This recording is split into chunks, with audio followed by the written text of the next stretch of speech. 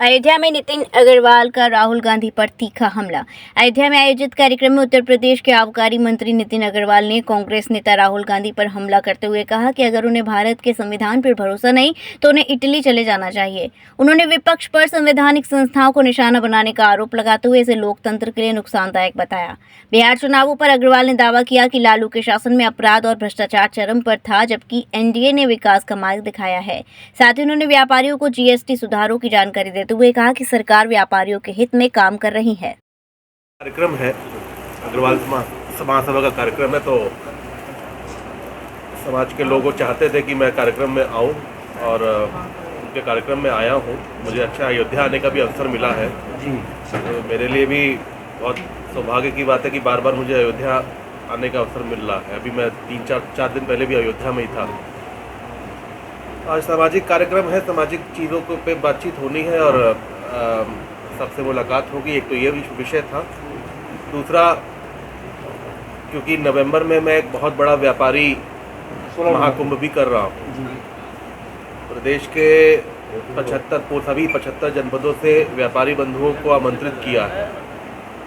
और पहली चीज़ तो जो प्रधानमंत्री जी ने जीएसटी की दरों में भारी कटौती करी है, पूरे प्रदेश के व्यापारी इकट्ठा होकर प्रधानमंत्री जी का धन्यवाद भी देंगे उस कार्यक्रम के माध्यम से।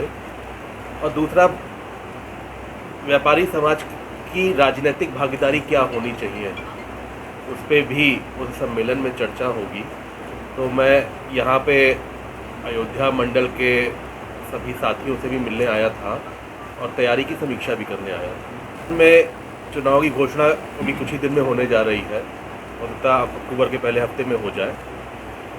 आज पार्टी ने माननीय केंद्रीय शिक्षा मंत्री धर्मेंद्र प्रधान जी को चुनाव प्रभारी भी घोषित किया है और उनके साथ साथ हमारे केंद्र के वरिष्ठ मंत्री CR पाटिल जी और हमारे प्रदेश के उप मुख्यमंत्री केशव जी वो सह प्रभारी घोषित हुए हैं।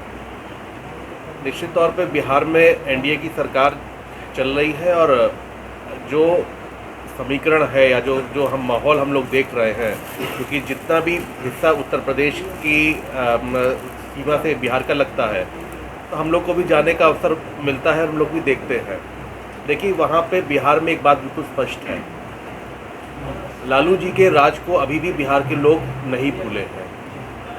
और जब उनकी सरकार 20 वर्ष बिहार में रही, जिस तरीके का गुंडा राज, जो अराजकता उनकी सरकार में बिहार के लोगों ने देखी, अपहरण, लूट, डकैती, हत्या, ये इसका बोलबाला था।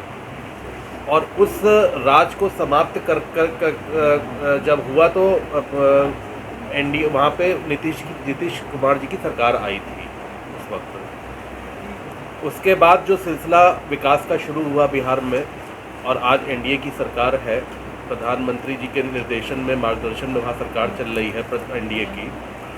लोग जब कंपेयर करते हैं लालू जी की सरकार वर्सेस एनडीए की सरकार, तो निश्चित तौर पे एनडीए की सरकार का पलड़ा भारी हो दिखता है। और मैं ये आप लोगों को बिल्कुल आश्वस्त करना चाहता हूँ और विश्वास से मैं कह सकता हूँ कि बिहार में एक बार फिर से वहाँ की जनता एनडीए की सरकार को बहुमत से एक बार फिर से मौका बिहार में देने जा रही है। भारतीय जनता पार्टी और नीतीश जी की जेडीयू की सरकार वहाँ पे एक बार फिर से बनने जा रही है। हमारे लोकतंत्र में ऐसे भी नेता अभी अब सब कांग्रेस पार्टी के हैं, या मैं कहूँगा इंडिया गठबंधन के नेता हैं, जो किसी भी संवैधानिक संस्था पे अब विश्वास नहीं रखते हैं। उनका आप बयान आप देखिए, कोर्ट की अगर कोई ऐसी कोई रूलिंग आती है, उस पर वो अपना बयान देते हैं, उनको कहते हैं कि ये निष्पक्ष नहीं है। न्यायपालिका पे उनका बयान आता है, कार्यपालिका पे उनका बयान आता रहता है, मीडिया पे वो बयान देते रहते हैं, आज चुनाव आयोग पे वो बयान दे रहे हैं। देश की ऐसी कोई संवैधानिक संस्था नहीं बची है जिस पे वो आरोप प्रत्यारोप न लगाया हो उन्होंने, या उस पर अविश्वास न किया हो। अगर वो देश के संविधान पे ही उन्होंने आरोप लगा दिया, देश की संवैधानिक संस्थाओं पे ही आरोप लगा दिया, तो फिर वो देश में क्यों हैं? उन्हें अपना ये देश छोड़ के इटली चले जाना चाहिए। जब उन्हें इटली के अगर संविधान पे भरोसा है और देश के संविधान पे भरोसा नहीं, तो उन्हें इटली चले जाना चाहिए। उनको देश में रहने का कोई अधिकार नहीं है। जिससे बात की जाए तो इसमें जीएसटी को लेकर क्या कहें? आप कह रहे हैं 7 साल बाद रिफॉर्म क्यों आया? नहीं, नहीं, ये 2017 क्या, में ये विपक्ष क्या करना चाह रहा है, क्या बताना चाह रहा है, क्या कहना चाह रहा है? 2017 की बात की तो अधिकारियों के साथ पिछली बार भी आपसे कहा था, जी हमारे विभाग के अधिकारी यहाँ मौजूद हैं। जी अगर कोई शिकायत है तो प्रमाण के साथ हमें दीजिए, मैं उसमें सस्पेंड भी करूँगा जो अधिकारी उसमें दोषी होंगे, और उसमें कार्रवाई भी होगी। पहली बात, सभी दुकानों पे सीसीटीवी कैमरेज होते हैं, ऐसी कोई दुकान नहीं जिसमें सीसीटीवी कैमरे ना हो। अगर कोई अनुज्ञापी जो शासन का आदेश है कि सुबह 10 बजे से शाम को 10 बजे तक का जो टाइम है उसके अलावा खोलता है, तो सीसीटीवी कैमरे पे आ जाएगा। आपके पास कोई फुटेज हो कि 10 बजे के बाद कोई अनुज्ञापी ने ऐसा अपना मदिरा का वो बेचा है, आप मुझे वो फुटेज की कॉपी दीजिए। उस सेक्टर का इंस्पेक्टर भी सस्पेंड होगा और यहाँ के डीओ पे भी अनुशासनात्मक कार्रवाई होगी।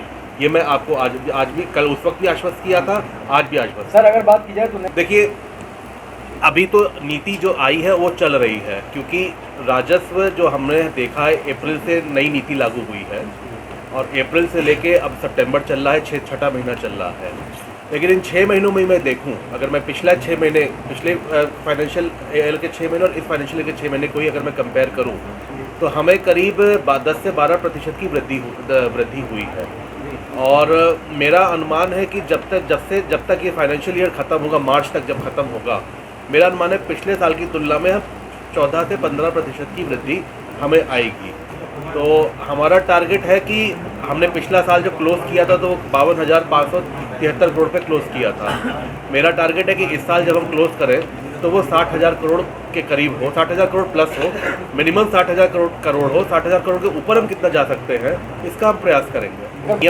अधिनियम बिल्कुल स्पष्ट है, 21 साल से नीचे ना शराब को परोसा जा सकता है और ना वो शराब के व्यापार में हम शामिल हो सकते हैं।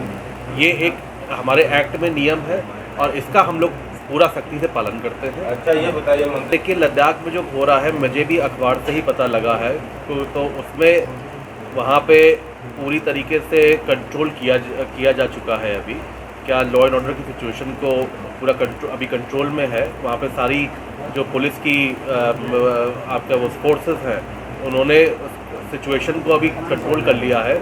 अब वहाँ पे क्या स्थिति, अभी मैं इसकी पूरी जानकारी तो अभी आपको नहीं दे सकता है। मंगलायतन यूनिवर्सिटी 1.5 दशक से शिक्षा के क्षेत्र में नए आयाम स्थापित कर रहा 70 एकड़ में फैला 8,000 विद्यार्थियों व 150 योग्य व अनुभवी शिक्षकों के साथ मथुरा अलीगढ़ के बीच बेसवा में स्थित UGC द्वारा NAAC+ ग्रेड प्राप्त विश्वविद्यालय मंगलायतन यूनिवर्सिटी